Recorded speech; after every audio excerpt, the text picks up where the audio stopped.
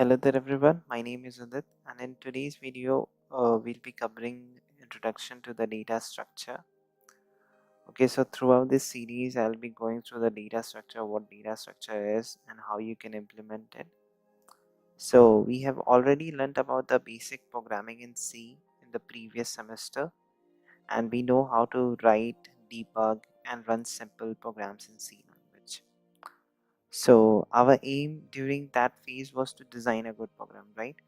So what a good program is actually defined by, right? So good program is nothing but a programs which runs correctly, is easy to read and understand, is easy to debug and compile, and is easy to modify, right? A program should undoubtedly give correct results, but along with that, it should also run efficiently. Yeah, I'm really putting stress on this fact. It should run efficiently. A program is said to be efficient when it executes minimum time, right? And with minimum memory space. So in order to write efficient programs that then we need to apply certain concepts of data management, right? So this is what we call as data structure, the organization of data. So let's look at the definition of what data structure is. Okay. So, data structure in computer science means it is a way of storing and organizing data as computer's memory or even a disk storage so that it can be used efficiently, right? So, let's take a very real life example. You can take an example of dictionary. So, if you need to find a meaning of a particular word, then you don't search the word in the whole dictionary. Instead, you move alphabetically. So similarly, think that if the words were not arranged alphabetically in dictionary, then it how much hard it would be to find a meaning of a particular word, right? So it's very important for the writers of who write the dictionary that they provide all the words in a particular arranged order, which is arranged alphabetically, right? So it's very important. So the next thing which you need to know is that data structure is not a language now. It's not a language. It is, you can say, a set of algorithms which can be implemented using any language. Like if you know Python, you can implement the algorithms of data structures using Python. If you know C, then you can implement the algorithms using C. If you know C++, then you can implement the data structures algorithm using C++. If you know Java, then you can implement the data structure algorithms using Java. So the language is not a key factor. The main factor is that you need to understand the algorithms, right? So let us understand why we need to have data structures. Yeah. So what's the need of introducing data structure? So if you want to achieve a proper and systematic arrangement of data, then you need data structure. If you want to increase the speed of execution and save time, then you need data structure. If you want to efficiently use the memory space, then you need data structures. So, like, be it any problem in hand which you get, the application or with an appropriate data structure will give an efficient solution, right? A solution is said to be efficient if it solves the problem within the required resources, like the total space available in the data and the total time allocated for that particular task. So, it's very important that you make a program which is having a data structure. Like example, take in future if you are coding an app and you don't know data structure. So for example, you will be creating an app which is of some 50 MB, right? And there is one of a competitor who know data structure and is equally knowledgeable in terms of coding of what you have. Then he will be creating an app which is 30 MB and it would be running very perfectly in all the applications. So during the data structure, he is able to make very efficient, very fast, and very responsive programs. So that's why data structure, knowing the algorithms of data structure is very important. Also, in higher study, if you want to pursue database management system, artificial intelligence, then the data structures are of utmost requirement. Okay, so let's understand the second thing, which is the topic which we will cover throughout this series. Okay, so throughout this series I'll be uploading videos on data structures with C. Okay, so we will have different modules, like in the module 1 we'll be covering introduction to the data structures and the algorithms.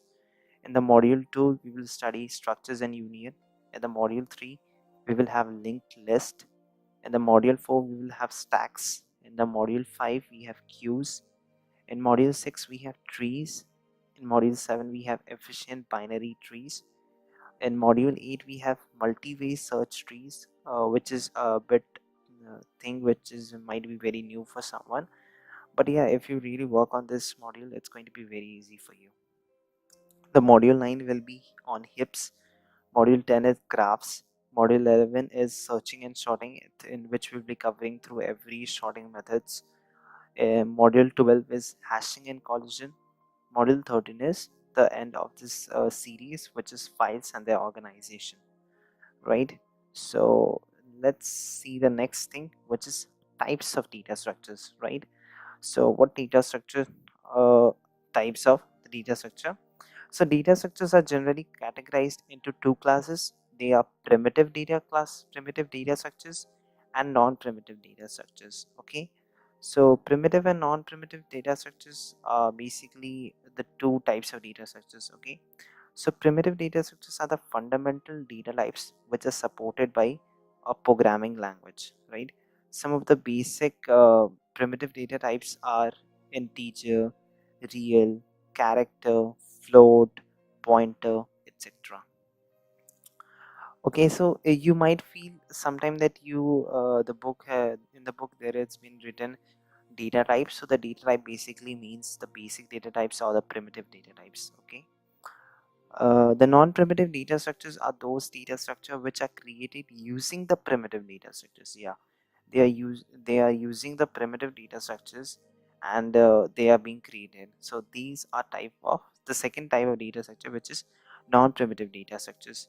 The examples of non-primitive data structures include linked list, stacks, trees, and graphs. Okay, now the non-primitive data structures is further divided into two categories, which is linear and the non-linear data structures. Okay, so the linear and the non-linear data structures is the next part which we are going to understand. So in linear structures, if the elements of a data structures are stored in a linear or a sequential order, then it is called as linear data structures, right? For example, arrays, linked list, stacks, and queue, right? You can also say that linear data structures can be represented in the memory in two different ways. That is a linear relationship between the elements by means of sequence, or the other way is linear relationship between the elements by means of links.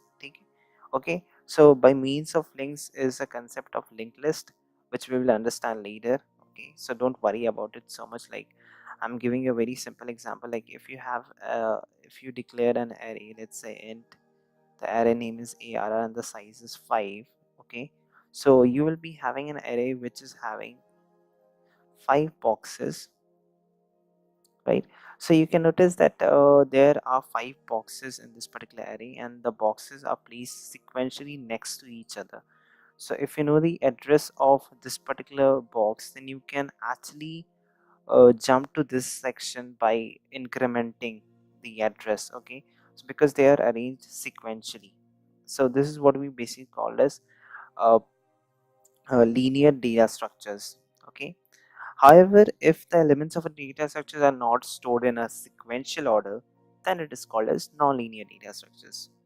The relationship of adjacency is not maintained between the elements of a nonlinear data structures, obviously, because they are not arranged sequentially. Let's take example to understand it. Like if you have some data like A and B and C, this is basically trees I'm drawing. So don't worry, looking at this tree we will be understanding about in future videos in details. Okay, so this is a non-linear data structures because they are not placed sequentially, right? It includes trees, which I've drawn right now, and graphs. So C supports various type of data structure, which we will study these data structures in details in the subsequent video. So if you have any questions or any queries, you can ask me in the comment section down below, or we have a dedicated doubt center on our website where you can post your question. We'll try our best to provide you the answer as fast as possible. Till then, thank you for watching.